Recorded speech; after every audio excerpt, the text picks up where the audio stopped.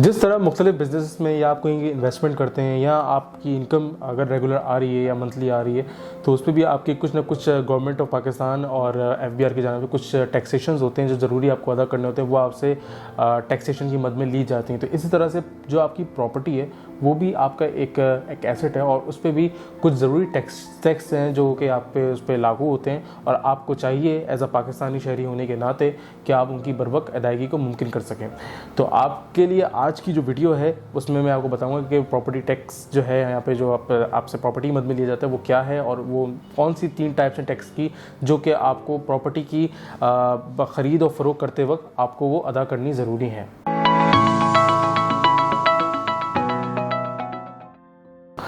पाकिस्तान में जो प्रॉपर्टी की टैक्स की जो सूरत हाल है वो इस तरह की है कि यहाँ पे हर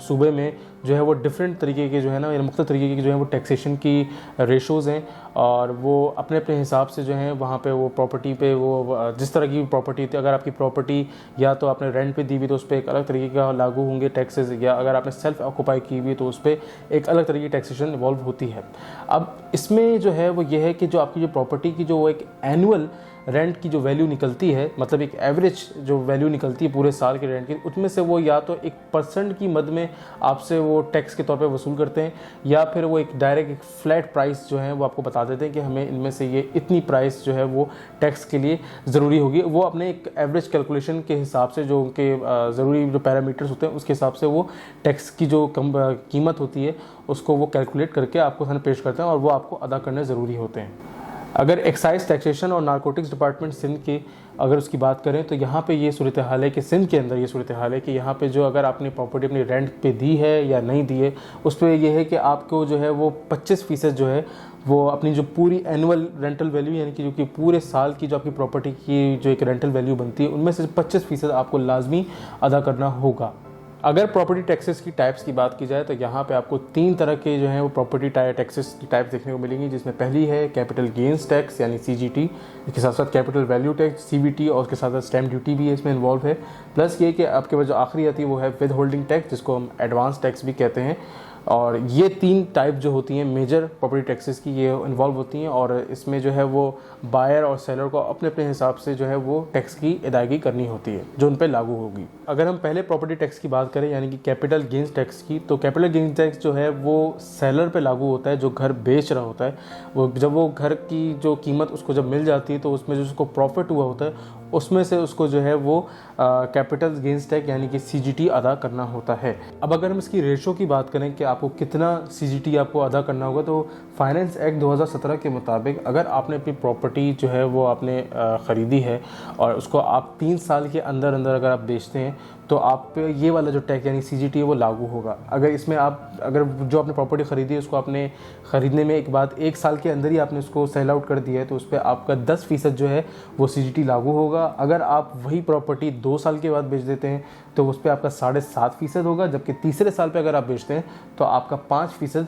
जो है ये वाला टैक्स CGT का टैक्स वो लागू होगा। अगर आपकी जो आपने प्रॉपर्टी ख़रीदी है अगर आप उसको 3 साल के बाद किसी भी अरसे में बेचेंगे तो आपके ऊपर जो है ये CGT का टैक्स जो है वो यानी सेलर के ऊपर वो लागू नहीं होगा।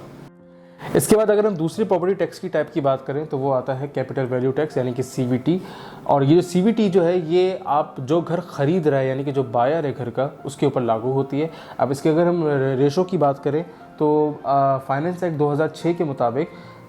इसमें जो आपकी जो पूरी रिकॉर्डेड वैल्यू होती है आपकी प्रॉपर्टी की उसमें से 2% जो है वो आपका जो है वो CVT की मद में लिया जाता है।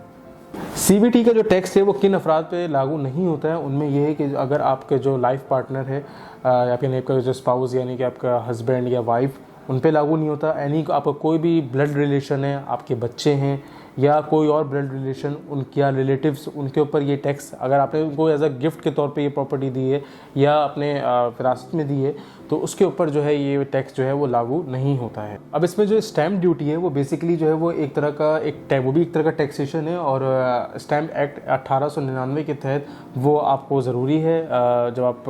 उस वक्त ज़रूरी जब आप परचेज़ कर रहे होते हैं प्रॉपर्टी और उसमें जो आप एक लीगल डॉक्यूमेंट बनाते हैं तो उस वक्त ये टैक्स जो है वो पे किया जाता है। और इसकी जो रेशो की बात की जाए तो ये 3% आपको अदा करना पड़ता है जो कि DC रेट्स हैं, यानी कि जो डिप्टी कमिश्नर के जो रेट्स हैं प्रॉपर्टी के उनके मुताबिक आपको 3% तक ये आपकी इसकी अदायगी करनी ज़रूरी है। इसके बाद जो आखिरी टाइप आती है प्रॉपर्टी टैक्स की, वो आती है विद होल्डिंग टैक्स, जिसको WHT भी कहा जाता है। और ये जो टैक्स होता है ये दोनों पार्टियों पे लागू होता है, यानी कि जो घर बेच रहा है उस पर भी और जो घर ख़रीद रहा है उस पर भी ये लागू होता है।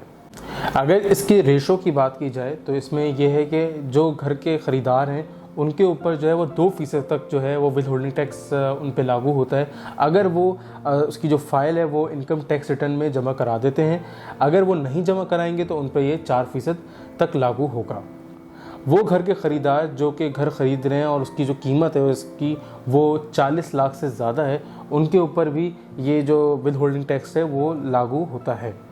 अच्छा, जिस तरह बायर्स के ऊपर ये टैक्स लागू होता है इसी तरह से ये सेलर्स पे भी होता है। तो सेलर्स के लिए जो रेशो है, यानी कि जो घर बेच रहे हैं उन पे ये 1% तक लागू होता है उस वक्त तक अगर उन्होंने अपनी जो टैक्स है उसकी जो फाइलिंग करवाई हुई, यानी टैक्स फाइलर्स हैं वो, और अगर वो नहीं है तो उनको 2% तक जमा कराना पड़ेगा। विद होल्डिंग टैक्स उस वक्त भी लागू होता है जब आप घर की जो है वो परचेजिंग कर रहे होते हैं, उस वक्त भी ये लागू होता है। वो इस तरह से कि जब आप सेल चीज़ बनाते हैं उस वक्त आपको जो है ये विद होल्डिंग टैक्स आपको अदा करना पड़ता है। उम्मीद है आपको आज की वीडियो से रहनुमाई मिली होगी और आप सही तरह से समझ पाए होंगे कि क्या होता है प्रॉपर्टी टैक्स और कितने टाइप्स के होते हैं। और अगर आप भी कोई आगे जाके फ्यूचर में आप कोई प्रॉपर्टी सेलिंग या परचेजिंग करते हैं या उसको ख़रीदते हैं तो उसमें आपके कौन से ज़रूरी टैक्स हैं उनको आपको जमा कराने, वो उसमें मैंने आपको आज की वीडियो में बताएं।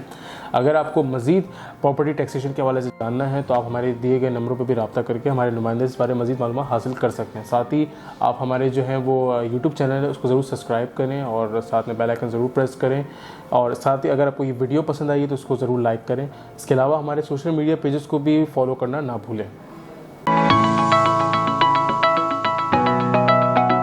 Taraj.pk, जहाँ ज़मीन वहाँ हम।